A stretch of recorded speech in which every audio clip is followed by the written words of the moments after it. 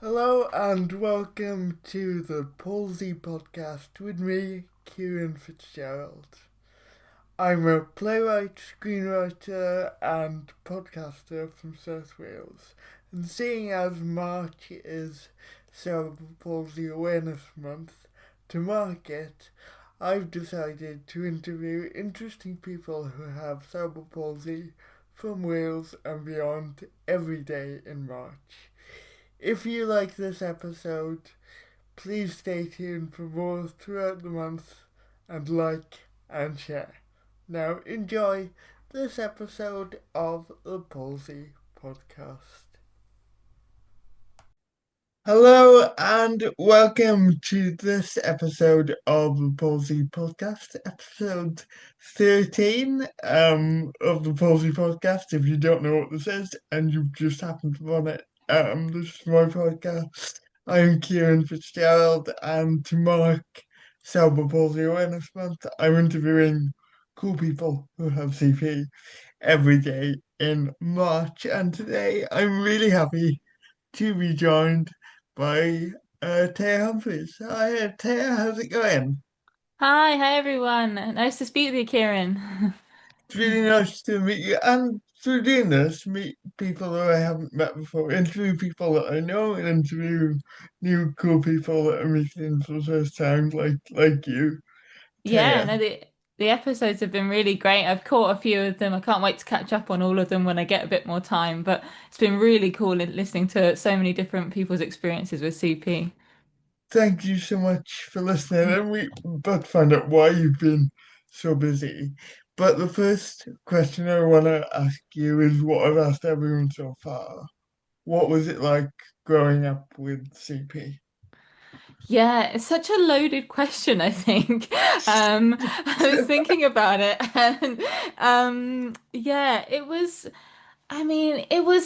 hard and it wasn't hard. I think I had some great memories and I was lucky, supportive family, great experiences. So it wasn't all doom and gloom at all, but there were definitely hard moments, I think, with CP, being part of our lives. I think, there's an element of dealing with hospital appointments or physio or all the pain or difficulty that comes with that side, and also just being different, which, when you're a child or a teenager growing up, being different is never easy, I think. Did you have a lot of like intervention in terms of physio and occupational therapy when you were little? Yeah, I had physio for quite a lot of my childhood. I don't know if it was weekly physio maybe or monthly. It varied, I think. I think until I was 16 I had physio. Um So yeah, and then I had a couple of different procedures to help with mobility. So for me, my CP affects my right arm and leg, so it's hemiplegic, and it's considered, if you're going for the medical version, I suppose it's considered quite mild. Although I have quite a contention with the word mild. I think everyone has their experiences of CP that's, Mm, no more or less than someone else, but it's just different. But exactly, yeah, which is where the social model comes in, and I yes, think we all face different barriers, but there are barriers there regardless of whether you've got quote unquote severe yeah, CP or my, and everyone's manifests in such a different way, which is what I'm finding out through yeah. doing this. No one's experience is exactly the same. No, but then equally, I think we will have such universal experiences, even with our vast differences of how our CP presents. It's so great to talk to other people with CP because I always find that you go, "Oh yeah, this happened," or Yeah, it's that's really, the thing really cool about doing this is so much of what has resonated with other people mirrors some of my own yeah, yeah. experiences in a way. Yeah. Yeah, But I've been what nodding along to the episodes yeah. like, yes, yes, exactly. But what was school like for you? What did you enjoy doing in school? Like, did you have good circle of friends? Yeah, I think I was quite lucky. I had good groups of friends and good teachers. So school I think was mostly positive, particularly primary school I think was quite positive. I think I'm someone that likes learning. I think academically I enjoyed school. I think I struggled particularly at secondary school with the social side of things with just I don't know typical teenagers. I think all the cliques and the way that teenagers can be. I think it's hard out there for all of us. And I think I found that being different, trying to fit in, but never really fitting in. I think in some ways, which I think everyone finds at some point. I think kids can be really quick to point out difference of any kind, and if you look Yeah. physically different, it can be difficult to endear Yeah. yourself to be equal. And that again has been a common theme with these kind of. You said you were quite academic. Like, what were you good at in school? What did you enjoy doing in school? Um, I was definitely liked like writing. I think I wanted to be a writer maybe growing up. I definitely like that side of things. I'm not mathematical at all. So not that side. And I'm actually not particularly, well, wasn't particularly sporty. So that was That's certainly not interesting.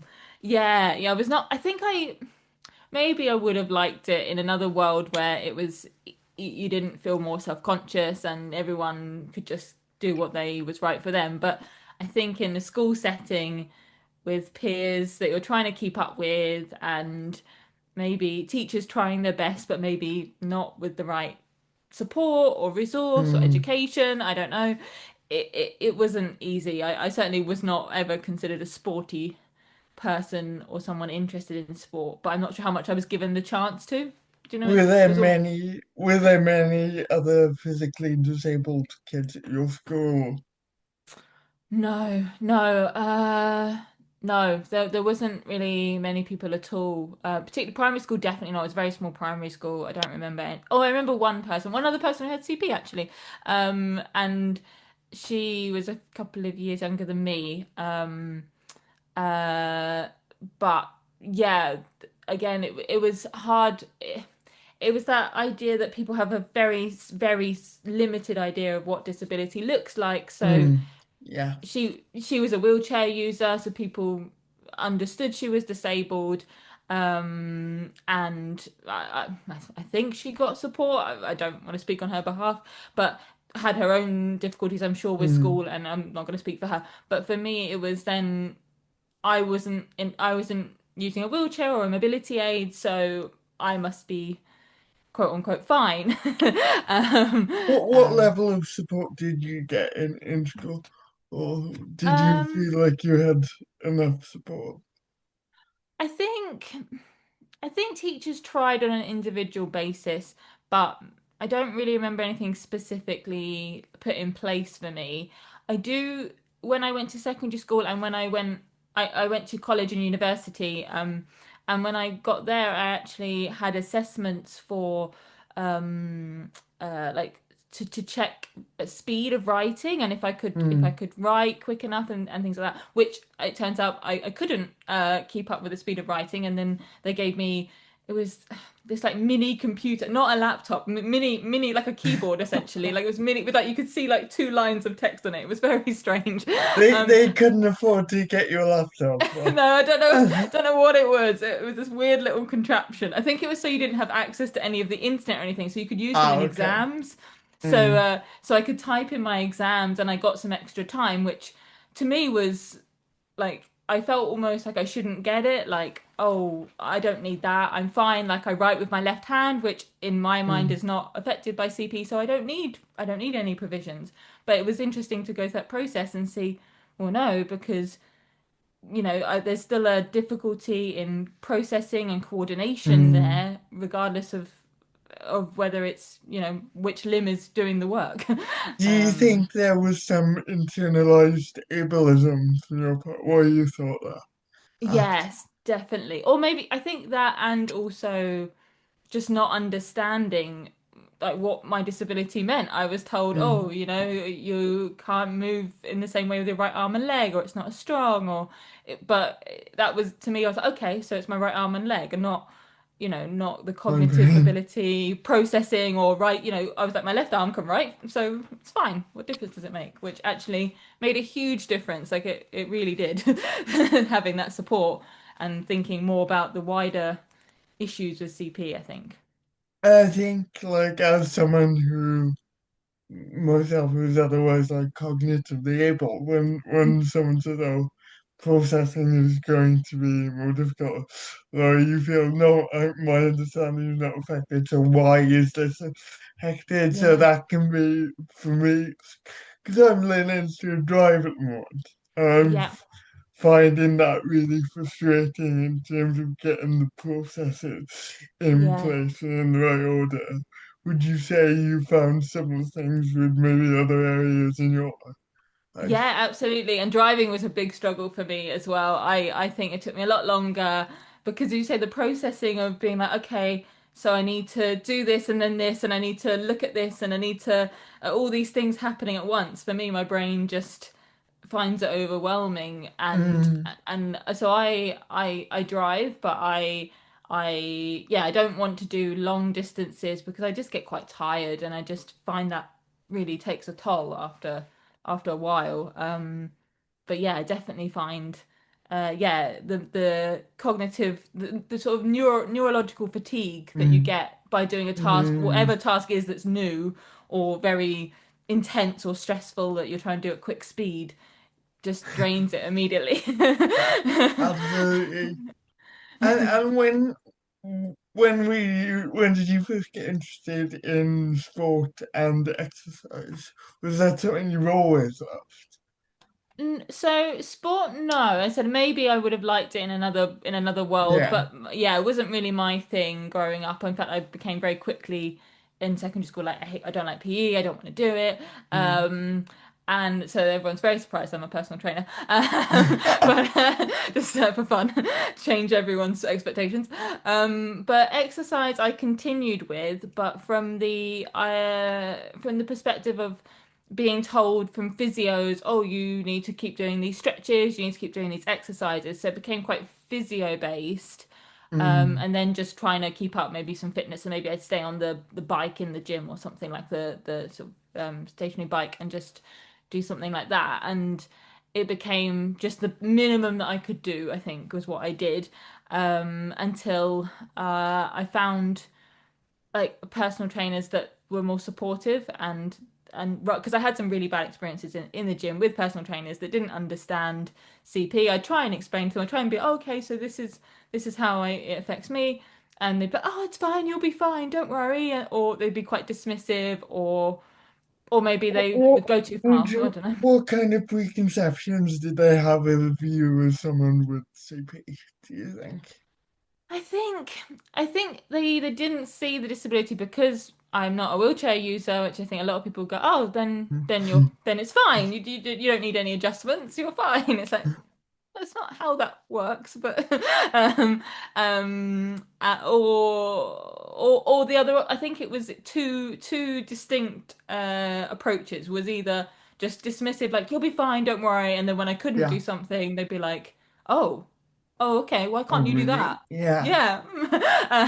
And being really confused. Or it'd be the other end of almost being terrified to do anything with me. So my right And arm is and more obvious. Sorry. and would you say not pushing you enough, not pushing you to the level that you wanted to be pushed? Yeah.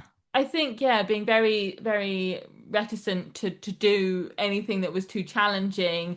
And particularly my right arm is more obvious than my leg, maybe in terms of like physical ability, as it were. So they would maybe not want to give me arm exercises that would help strengthen my arm because they'd be like, oh, well, you can't hold this dumbbell, so we won't do that. It would just be very Right. very quick to go, oh, okay, never mind, it doesn't matter, we'll do something else. We'll just do these very simple exercises, and which was fine. I think people need to start and find the right thing, but it became hard to feel like, oh, what's the point if this isn't interesting to me, or it's not Mm. what I want to do.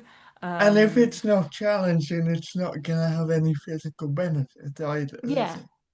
Yes. yeah, you want to feel the benefit of doing it. Mm. And yeah, I think that's the problem. But then you don't want to go the other way, which is what I also had with PTs. Like, you'll be fine, just do these exercises. And actually, I was really, really struggling, and I was like in lots of pain afterwards for a long time, being like, I can't do this. Like, I really want to, but I don't think I can do this. How did you feel then? And first of all, how did you find a personal trainer that suited you and suited your needs and what you're physically capable It of? was kind of pure luck, I'll be honest. I got into some classes that I was doing. I tried different like exercise classes, and I started to like them, and it just happened to have supportive people that were quite yeah, nice inclusive environment, happy, really good at trying to help, and it was really nice. And then I moved house, and then I was like, okay, well, I'd like to continue finding something like this. And I found this gym, and it seemed so scary to me. It was like in this warehouse, and there was this guy. I mean, he'll laugh if he listens to this. It's this guy with his tattoos and his mohawk, and it's all this, I don't know, very sort of scary idea of going into this gym. And then it was great, and he said, oh, I've looked up, because I must have told him about CP, that I had CP. And he was like, oh, I've looked it up, and he was sharing what he'd Mm. looked up, and it was just like, I think it made me want to cry. I was just like, this person has Mm. taken the time to understand, even if they can't, they can't necessarily understand everything from just a search and without having spoken to me. But the fact they bothered to go, oh, what is this? What does this Mm. mean? Was revolutionary, which is quite sad, really. But But that they've taken the time to do the research and yeah, probably found that it's complex and there's multiple variations of yeah, it, but still, like, I guess want to learn from you and your and how you understand your body that, yeah. is going to be better than anyone else can understand your body because it's your body, right? Exactly. And they were so big on, okay, we'll just give it a go. We'll just see how it works, and that was it. It was all very much, we'll just give it a go and we'll try it. And so it was, it was a gym where people worked out quite hard, it was quite Mm. intense workouts, and I thought, oh, I'm not going to be able to keep up with this. And but because it was, okay, you try it this way and try it this way and do this, and actually I was able to take part, and it made a huge difference to my life. Can you give maybe a specific example of how an exercise was adapted so that you were able to do it? Yeah, so I think examples like would be if it was anything balance related. So if you were looking at, I don't know, example might be a lunge. If you're lunging for, and I would struggle with that, balance is a difficulty, and as I'm sure many of us can relate. Um, and so it would be like, okay, we won't do the lunge maybe like this, or maybe you hold on to this bar or something, and making sure, simple thing, that's a very simple example, but Mm. it made a difference that someone thought, oh, actually you're not gonna be able or feel comfortable putting a weight on your shoulders while you're trying to lunge, or that might not feel suitable or something. So we'll try it a different way, where you've got a bar. I think when I got stronger, then he then got a weighted vest, so I could put a vest on, so I could still have the weight, but I wasn't having to hold it whilst trying to do something that was hard to do at the same time, balancing at the same time. So little things like that. But I think, yeah, that's an example. Also, I got a gripping aid from a company called the Active Hands Company, They're and great. They're they're great. amazing. I love them. They're amazing, and I've had mine for a few years. I need to get a new one actually. It's probably Mm. probably needs an update, but it's that really helped because I could then hold the weights better, and have that resource. But I didn't even think about it until I started looking into it, going, well, what can I do to lift the weights? And I think it was encouraged by the PT to be like, okay, can we look at options to help you lift the weights, so that your grip doesn't struggle, because that was my main issue, was the grip. So that was that really helped. So looking at options and just finding out really what worked and what didn't. And then, like, how did you decide I want to do this professionally? I want to be a personal trainer. What was that journey like? So I think I had the idea when I started getting more into exercise, realizing the benefits that I was experiencing, getting stronger, getting fitter, how much more mobile I felt, how much less pain I Mm, felt, less fatigue I felt, and just how much I enjoyed it. And I just really wanted that. I thought this wasn't easy for me to get to, and I'd love it to be easier for other people. I'd love to be part of making it easier in some way. So I had the idea, and I think I mentioned it to the PT that I was working with at the time, and he was super supportive. But he'd put it in my head. I think he'd sort of said, right. "Oh, you'd be pretty good at this if you ever wanted to go into it." And I was like, "Oh no, that's not going to be me." And then it got in my head, and then I thought about it. What were you doing like job wise at the time? So, I mean, I've had lots of jobs. That'd be a whole other podcast we go through, but I've changed career quite a lot. But I worked in marketing at the time in a very Right. corporate world, very long days. So I was very, very tired, and I was didn't feel right for me. I was struggling a lot to keep up with the long days, the commutes, and the job was fine, but yeah, I just felt like it wasn't really what I loved. It was Mm, yeah, I was didn't feel that purpose, I suppose. So then when I thought, oh, I'd actually really like to do this, maybe as a job, maybe I could be a PT. So I went down that route. I do now still do another job that's not a personal trainer, so I still work vaguely in marketing for a different company. I now do it part time, so I've got a bit more balance. There was a time where I was doing both for long, long hours, so it wasn't great for work-life balance, but we're getting better slowly. is your ambition then to be a PT full time and make that your full time? I Yeah, guess. that would be great. I think that would be the dream. It's just hard being self-employed and all of Yes, the I'm difficulties. I'm aware of this. Yeah, it's a hard life. And in Great terms of one. when you were training to be a PT, like what was the training process like and how accessible was that for you?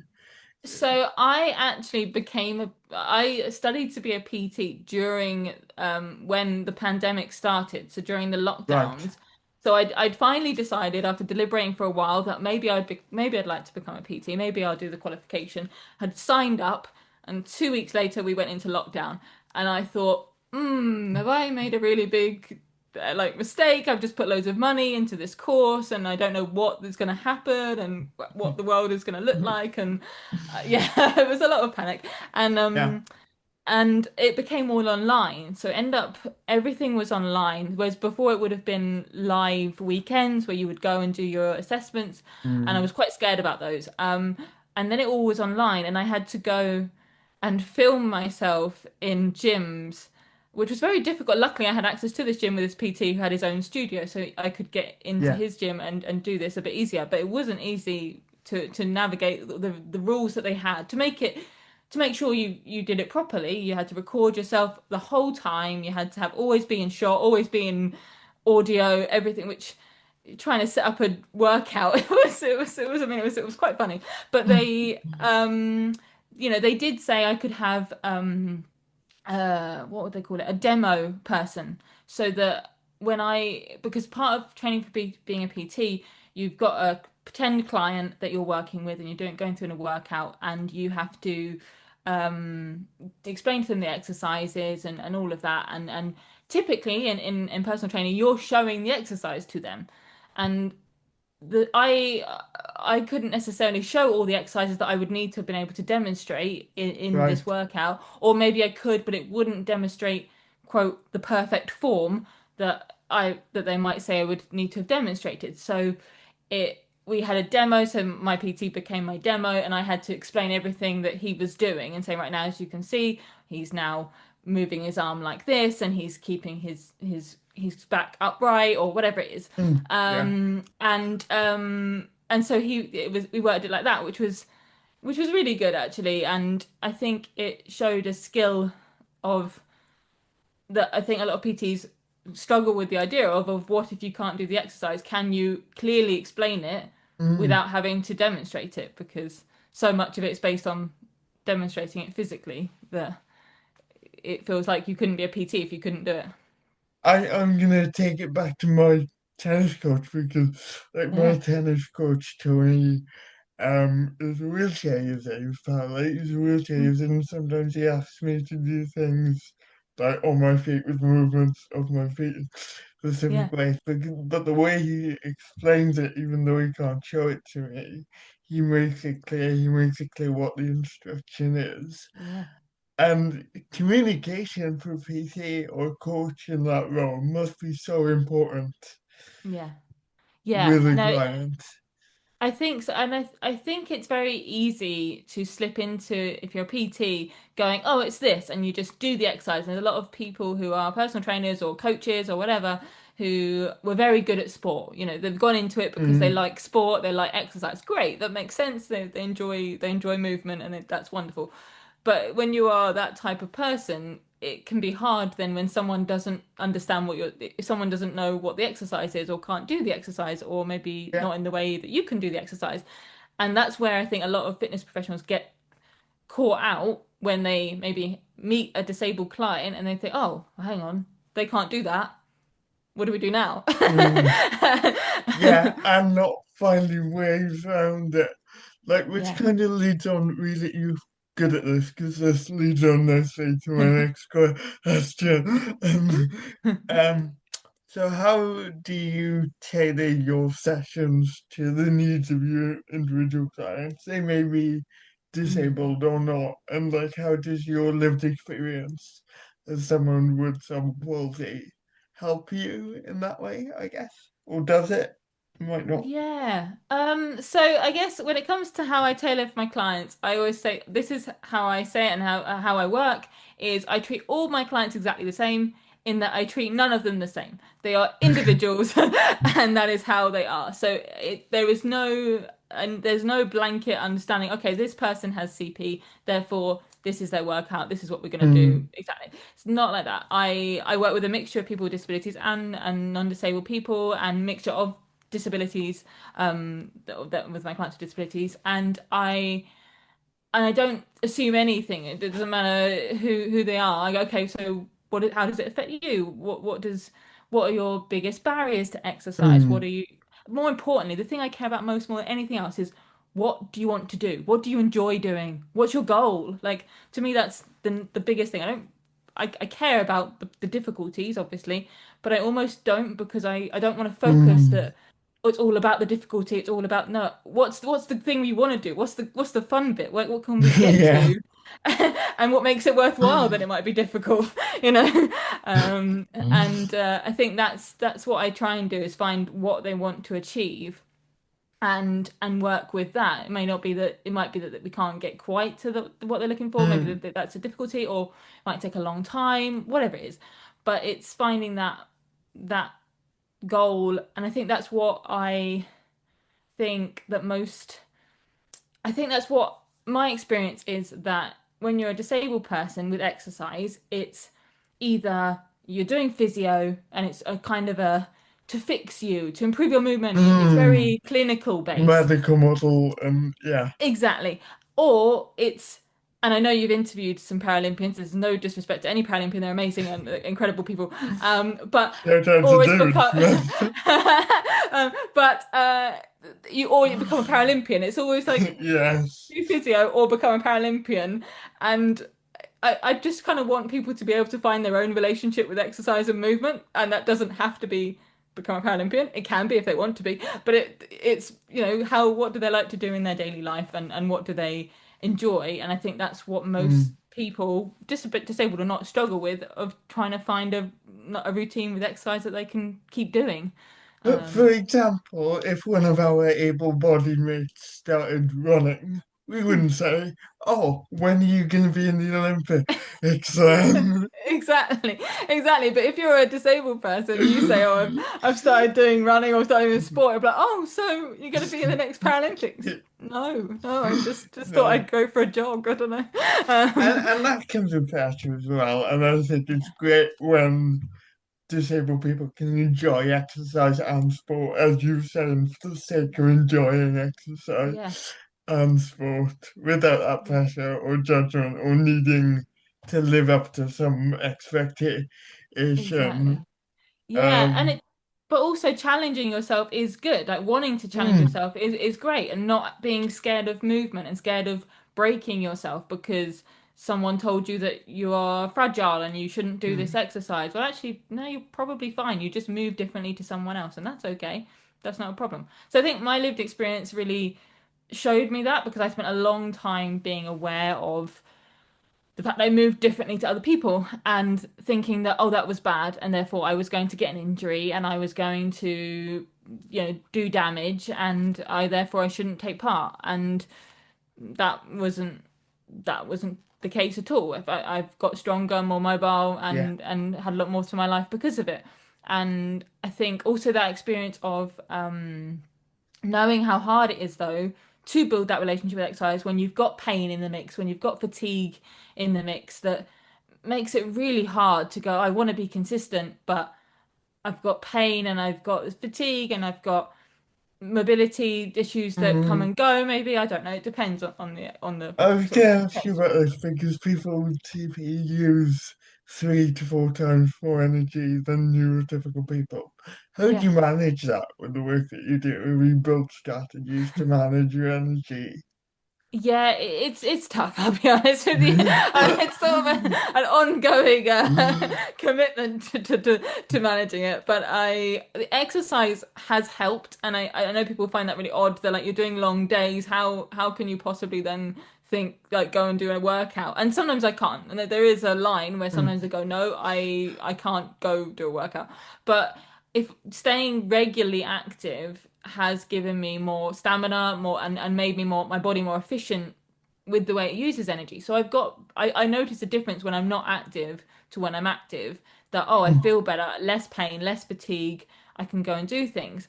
But yeah, the long days are tough. I will say working from home has made an incredible difference. So in my mm, other job, I work from home, and that's changed my life because I commuting was probably the biggest part of my energy being lost, and talking to people all day in mm. offices. It was a lot, and I think working from home has made such a accessible difference to a lot of us. To a lot of people, I think it certainly has made this podcast possible, for one thing, Yeah, to do it on yeah, Zoom and yeah, doing it now, yeah, but also lot of other disabled people. I think home working has made yeah, things much more accessible. yeah. Um, do you think you've kind of had to change people's perceptions of you as a personal trainer with a disability? Have you faced any backlash or discrimination from either clients or people in the industry, or and how have you dealt with that? I don't think so. I think it made me worried about going into the industry. I think it was a big worry in my mind of I couldn't be a personal trainer because people won't take me seriously because I'm a disabled person. And I think that really, really was in my head. And then I had an experience with a personal trainer before I was a personal trainer. So this was pre personal trainer, but I had an experience not with the one that was good. Obviously, this was a completely different fitness professional, but this personal trainer was very perplexed as to why I was working out when I couldn't actually change my disability. And they made a comment, be like, "Oh, well, why?" I sort of said that, "Oh, I can't straighten my right arm." "Oh, well, will you ever be able to straighten your arm?" "No, no, that's not going to happen." "Oh, well, why are you doing this then? What's the point?" And it was just a really ignorant remark. And I Mm. understand they're thinking, well, if he can be a personal trainer, and then then then maybe I could be a personal trainer because I could understand why people might want to exercise. And it just caught me off guard. So I think I went in though thinking, oh, is everyone going to be Mm. really close-minded and really ignorant? And I'm very lucky that so far I haven't had bad experience. I've worked with gyms and PTs that are really good and really open-minded. They might still be learning, they might not be perfect at Yeah. understanding accessibility or how everything works, but they are open to listening, and that's obviously the main thing we can hope for is a starting point. I think probably clients, I've been more upfront about it. I think at first I Mm. wasn't sure whether to talk about too much about my disability, because it's mild. Some people think that some people might not notice it immediately. Some people do, and it's kind of a thing where I'm like, do I say something? Do I not? Um, but I think being more upfront about it and being more honest about my experiences and my story has actually, I think, helped clients or maybe sort Mm. of thought about, oh, okay, so I don't need to be perfect, or Yeah. and yeah, I think on the whole it's been positive. There is a lot to do in the industry, and yeah, but it's been positive so far. And like on that, what do you think gyms or the industry in general can do to make fitness more accessible? Well, I think obviously you have the obvious problems with the physical uh, accessibility issues in terms of not Mm. being step free or not having the lift in order. I mean, that's a common one. All those physical issues with places, which I also have struggle with. I work in small studios with gyms that are not big gyms, so often I'm not working in spaces that are fully accessible. The dream is one day to have my own fully accessible place. um, Yes. but but obviously I'm obviously very upfront with any accessibility issues there are of Mm. anywhere I work. But um, so obviously you've got those limitations. But I think more than that, it's representation. I think in the fitness industry is really important. I think it's such a small minority of people that seem to be trying to work with the general population of people, and the small minority are typically able-bodied and maybe of a certain body type, a certain age, Mm. and it doesn't represent people in society generally, and then you add in disability specifically. I mean, it's a tiny, tiny amount of people that actually are disabled in the fitness industry, and I think if there were more people of all different backgrounds, that would make a huge difference, and people willing to learn and find out more about disability, which there is an education issue in the fitness industry. There is not enough education around disability and people that move that don't follow a specific textbook movement, maybe, that Do we might you have think seen. that should be part of training for personal trainers, of like being aware of different body types, the way different bodies move? Yeah, I think so. I mean, there is basically none in your standard qualification around disability. I mean, I think there was a paragraph in one of my books, so that was it. Okay. Yeah, it's very bad. It's not good. I think there's then you can do other courses and things, but and they are helpful if you don't know anything about disability, if you've not had any experience with disabled people in any way, which would be quite a small life, but you might do. Then there are courses specifically around working out with disabled people. But I think it'd be more around minimizing the fear Mm. of working with people and fear of injury, things like that. There's a lot of talk around injury prevention and it's which is understandable. Obviously, no one wants to get Yeah. injured. No one wants, but it's understanding actually what's going to contribute to the injury and someone moving different the way they always move is not going to cause them the injury just because it's not what you've been taught is the way you move. That's And I think and that's then hard. I suppose how do you push that person to reach where they want to go safely and in Yeah, a way that suits their body? Eh, yeah. Yeah, and that's the thing. I think that's where people find it really difficult because, like, well, how do I progress this movement? How do I? And that's I think more education around how bodies work and how you might progress that on an individual level. So I work very much on courses that it's very individual based. So it's looking at scientific research so we can understand about pain, about fatigue, about disabilities and conditions very specifically to go, okay, here are the actual things we need to be really careful of. And very rarely is there something in exercise that I have to be really careful of, but sometimes there might be something we go, oh no, let's not do that exercise. That might not be a good idea. But on the whole, Yeah. we can see what works with the individual and build it up with them, and it's okay, and we can feel empowered to do that. I think that's what we need. And if people want to find you, Taya, if people are interested, what kind of geographical area are you working in, and how can people reach out if they're interested in sessions or things like that?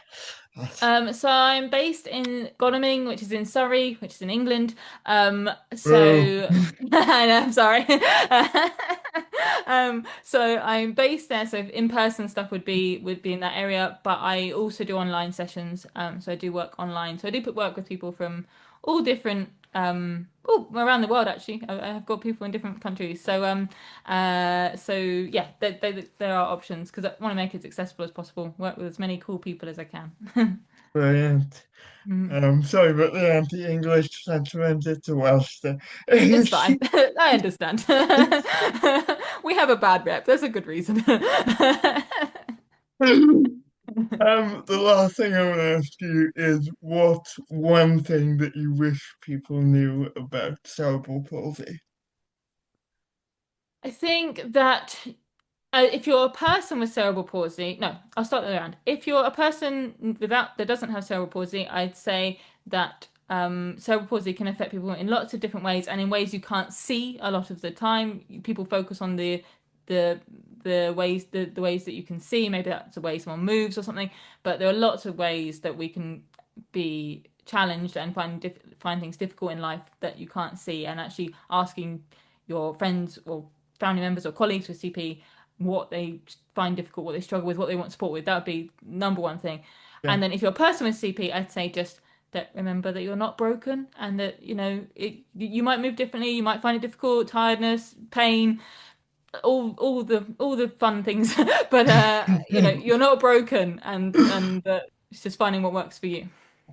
And owning that, owning your own body, owning the way you move, the way you experience the world can be Absolutely. hard, but it's a Yeah. really important thing to Yeah. master. Yeah.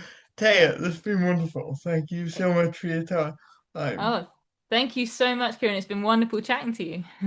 So nice to meet you. And yeah, please check out everything that Tay is doing. That's about it for this episode of the Palsy Podcast. Thank you for listening, and please feel free to like, share, subscribe, leave a comment. Any questions you've got for me, it'd be great to have your questions. If you want some questions I can pose to my next guest over the next few days.